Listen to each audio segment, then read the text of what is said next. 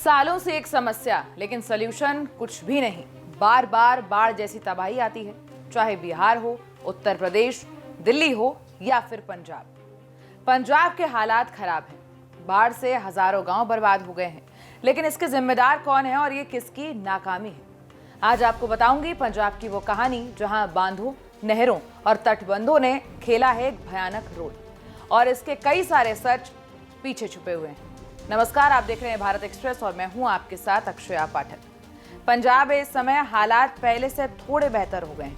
आपने शायद ये वीडियो देखी होगी जिसमें लगभग एक 3 साल का बच्चा अपनी मां की लाश को पानी से खींचता हुआ और रोता हुआ लेकर चला जा रहा है। बच्चे को पता भी नहीं है कि क्या हुआ है और आगे क्या होगा। उसे बस इतनी सी समझ है कि उसे अपनी मां के साथ इस पानी से बाहर निकलना है। लेकिन पंजाब में यह हालात कैसे हुए? इतना पानी आखिर आया कहां से? क्या ये सिर्फ भारी बारिश का असर है? किसने गलती की? किसने चेतावनी को अनदेखा किया? सबसे पहले ये सवाल आता है कि पंजाब एक मैदानी इलाका है, फिर इतनी भारी बाढ़ कैसे आ सकती है? दरअसल मानसून के दौरान जम्मू कश्मीर, हिमाचल और उत्तराखंड में तेज बारिश होती है, जिससे नदियों का जलस्तर अचानक बढ़ जाता है। और फिर जब ये पानी नीचे मैदानों की तरफ आता है तो सबसे पहले मार पड़ती है पंजाब पर। यानी पानी का स्रोत है पहाड़, लेकिन असर होता है मैदानों में। अब ये तो हो गया प्राकृतिक पहलू, लेकिन यही अकेला कारण बिल्कुल नहीं है। असली कारण है मिसमैनेजमेंट। पानी को कंट्रोल करने के लिए जो सिस्टम बना है वो फेल है। राज्य में 1990 से 2010 तक के 2 दशकों के दौरान आई बाढ़ों का अध्ययन करने के बाद पंजाब ने 2024 में फ्लड प्रिपेयर्ड गाइडबुक प्रकाशित की, जिसमें बाढ़ के कई कारणों की पहचान की गई थी। इस बार पंजाब की बाढ़ का मुख्य कारण भाखड़ा और रंजीत सागर से पानी छोड़ने को माना गया। कई बार बांध में पानी इतना भर जाता है कि उसे छोड़ना मजबूरी बन जाता है। लेकिन सवाल उठता है कि क्या इसके लिए पहले से तैयारी की गई थी? कुछ रिपोर्ट्स ये कहती हैं कि राजस्थान अपने हिस्से के पानी की मांग कर रहा था, क्योंकि उनकी नदी और नाले सूखे पड़े थे। वहां लोगों ने धरना प्रदर्शन किया, लेकिन उन्हें पानी नहीं दिया।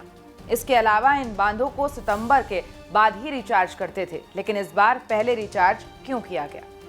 कहा गया कि पंजाब में बाढ़ मुख्य रूप से जुलाई से सितंबर के बीच मूसलाधार यानी कि हैवी रेन के कारण आती है। अब पंजाब में नदियों और नहरों की साफ सफाई नहीं होती, जिसकी वजह से गाद जमती है।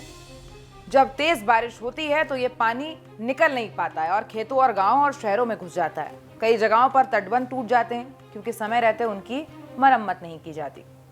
2005, 2007 और 2010 की बाढ़ें इसका उदाहरण है, जब तटबंधों के टूटने से दर्जनों गांव डूब गए थे। यानी सिस्टम कमजोर है, लेकिन कोई सुधार नहीं हुआ। और ऐसा नहीं है कि सारी गलती सिस्टम की है, कुछ गलतियां इंसानों से भी हुई हैं। कई बार किसानों ने नहरों में अवैध रिलीफ कट लगाकर पानी को मोड़ा, जिससे आसपास की फसलें और घर डूब गए। 1988 और 2010 में भाखड़ा डैम से अचानक पानी छोड़ा जाना भी विनाशकारी साबित हुआ।